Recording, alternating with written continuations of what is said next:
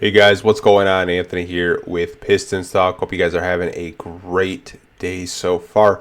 In today's video, we're going to be reacting to a BleacherReport.com article revolving around Austin Reaves and some possible teams that could trade for him. The Pistons were actually mentioned in this article as a potential trade destination. So we're going to be looking at the trade package Bleacher Report did put together, their explanation, and as always, at the end of the video, I'll give you guys my overall thoughts and opinions on one, this trade, and two, if it does make sense for the Detroit Pistons. So let's get into today's video. Okay, so the Pistons were number 2 out of the top 5 teams on this trade proposal list for Austin Reaves. So their potential trade that they're proposing is the Pistons would receive Austin Reaves in this mock trade. The Lakers would receive Jaylen Duran, Simone Fontecchio, and the number 37th pick for him. And here's their explanation why they believe a Austin Reaves in Detroit could be on the table for the Pistons. It says a playoff breakthrough should have the Pistons giddy about their future. They might still want to accelerate, though given the obvious readiness of all-star Cade Cunningham, the lack of an obvious co-star for him, a healthy Jaden Ivey wouldn't necessarily fill that void, and the wide open nature of the Eastern Conference. So one thing right here is I've had this conversation with you guys. I've had this conversation, I feel like all year long, where like the Robin talks. Cade needs a number 2 option. They did mention, a healthy Jaden Ivey wouldn't necessarily fill that void.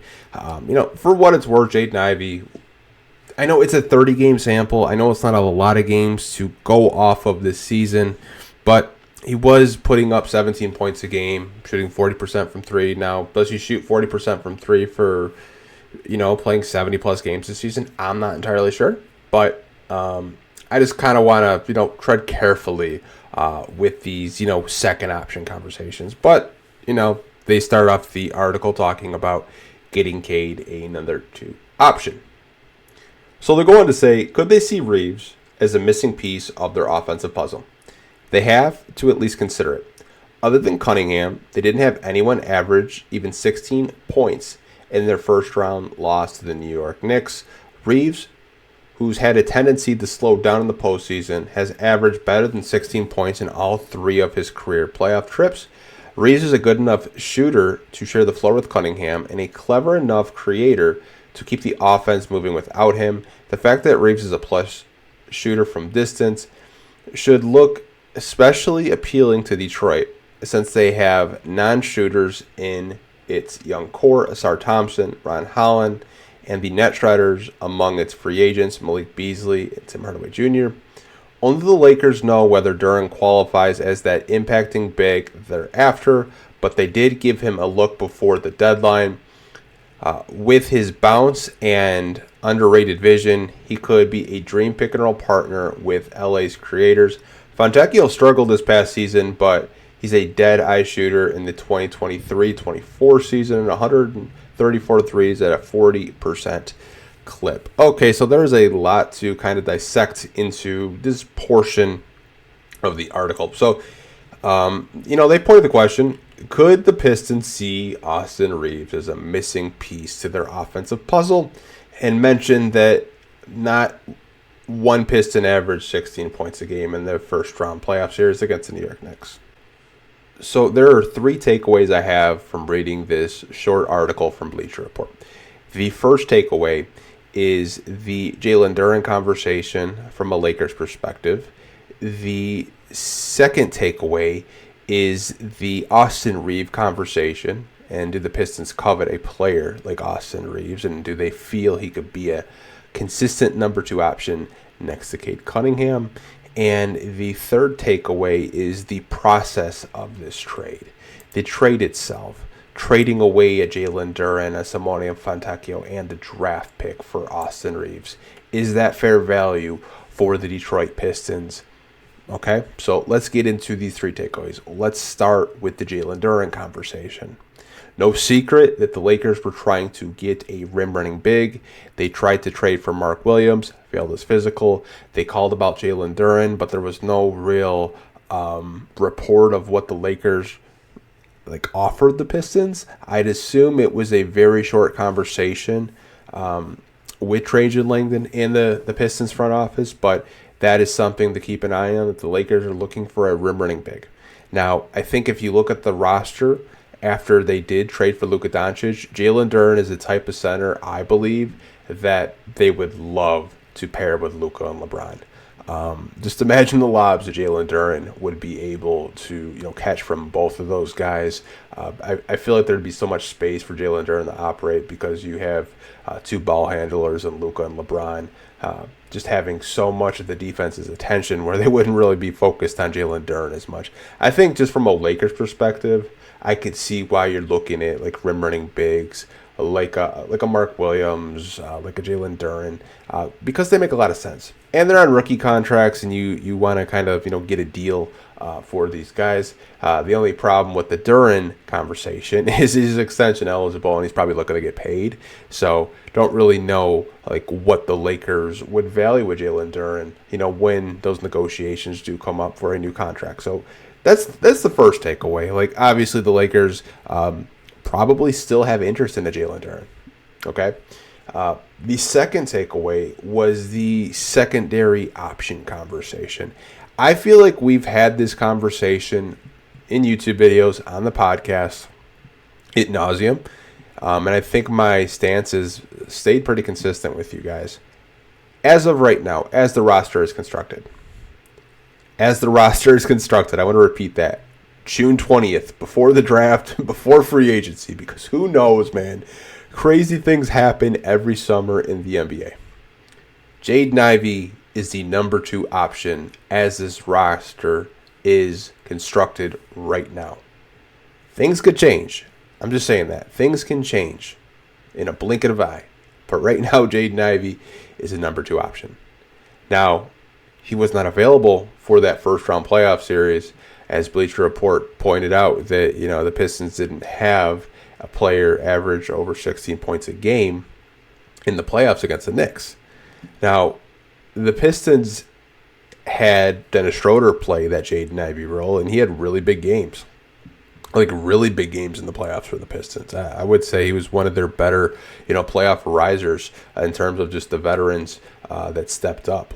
Dennis Schroeder was just hitting 3 after 3. It was look at it, World Cup FIBA Team Germany Dennis Schroeder. He looked amazing out there.